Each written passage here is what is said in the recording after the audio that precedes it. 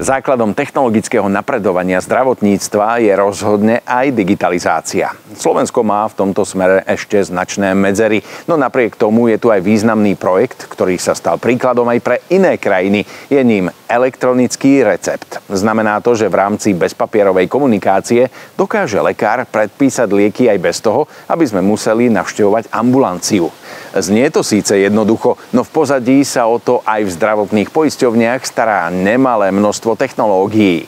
Unión sa pritom rozhodol, že v rámci ďalšieho technologického pokroku sa po úspešnom elektronickom recepte pustí aj do telemedicíny. Monitorovanie zdravotného stavu pacientov v domácom prostredí je hlavným cieľom ďalšieho projektu poisťovne Unión. Pacient opúšťa nemocnicu a dostane kufrík, ktorý je plný zariadení ako EKG monitor, váha, tlakomer, teplomer a oximeter. Zároveň tam je mobilný hub, ktorý je vlastne neustále napojený na tieto zariadenia, čiže vyťahne si tlakomer, odmeria sa a to vlastne cloudom ide rovno do portálu, na ktorý je napojený lekár a ten v podstate blízko real-timeu vidí okamžite tie hodnoty. Lekár tak vidí, ako sa hodnoty pacienta vyvíjajú v čase a môže tak efektívnejšie meniť liečbu oveľa skôr ako pri bežných fyzických prehliadkach.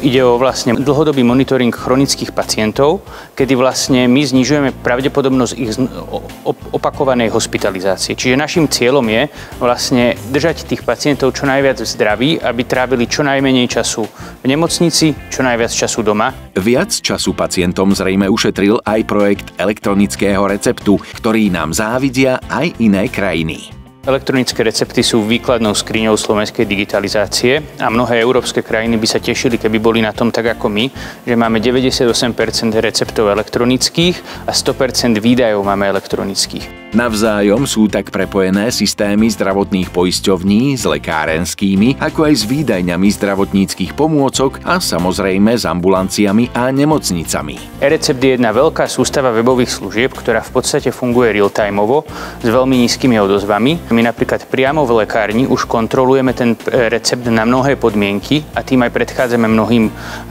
nekalým činnostiam alebo aj obyčajným chybám. E-recept pritom kontroluje aj to, či sa niektoré lieky navzájom negatívne neovplyvňujú a teda v istej miere stráži aj bezpečnosť pacienta.